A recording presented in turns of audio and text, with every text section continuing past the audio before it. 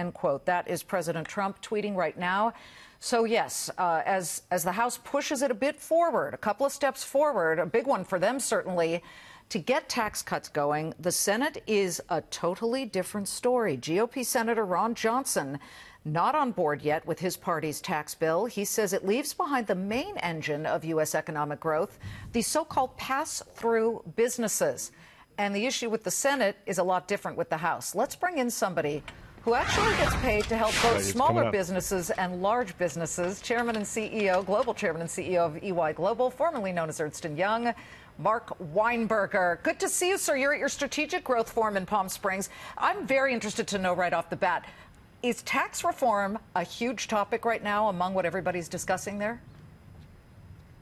Yeah, Liz, it is great to be out here in Palm Springs. Of course, it'd be better to be with you. I'll get to see you hopefully out in Davos again or somewhere soon. But it is great. We got a lot of people out here. Tax reform is clearly on people's minds. We have a whole panel tomorrow. It's oversubscribed.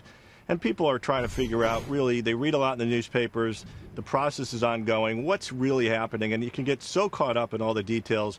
You got to look at the big picture. Really, they're talking about coming up with a competitive corporate rate, coming up with an international tax system that won't lock out money overseas. It can be brought home to invest in creating wages and jobs and investment in productivity equipment, having a middle-income tax cut, and then for small and middle-sized businesses also providing tax relief. And, there are differences between the House and Senate, as you just alluded to, but you focus on the big picture, they're going the same direction. Well, okay, they're going in the same direction, but as we look at the brackets, we can then move through this one and see what the pass-through businesses, what their rate would be under both the Senate and House plan, along with the 20% rate for corporations. And you can see that there is a difference, and people are wondering why for well, this is repatriation, so we can hold off on that for a second. But if we could get to the one that specifically says what the pass-throughs are paying, it's actually more than what the corporations would pay. You talk to both of these groups. You have huge businesses that are clients. They'll get 20%, but the pass-through in the House would have to pay 25%. In the Senate, it's above 30%. Do we need to get those numbers closer to the corporate rate of 20%? So, Liz, yeah, we work with both. Of course, we're a big pass-through, obviously a big partnership. Bottom line is there are differences there. But remember, at a corporation, you have a double level of tax. You have the 20% corporate rate they're proposing. And then when you want to get your capital out of there, you have another 25% tax rate on top of that when you get paid a dividend. Pass-throughs only pay one level of tax, an individual rate, nothing else, which is why 95% of businesses, mostly small and middle, choose to be pass-throughs and not pay that double level of tax.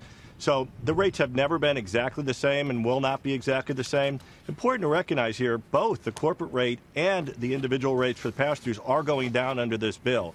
You have large businesses, you have the NFIB all supporting the direction of these bills. There'll be a lot of work between now and the end of this year when they look at the numbers and redo the distribution tables to see who gets what. Okay. That's all fixable with moderate tweaks here and there. Bottom line is, though, they're on a fast pace to get middle-income tax relief either through pass-throughs or individually and the corporate relief done.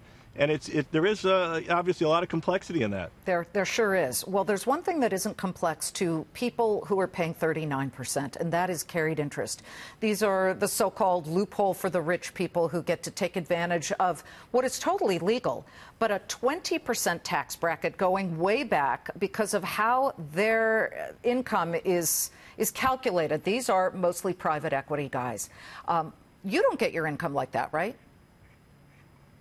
No, we don't own income that way. But as you know, that's really the capital gains rate versus the ordinary income rate. And the complaint is that it's really more ordinary income than capital investment. And the House tried to deal with this by having a longer period of holding assets. You do agree, Mark, that it's, you know what, stand by one second.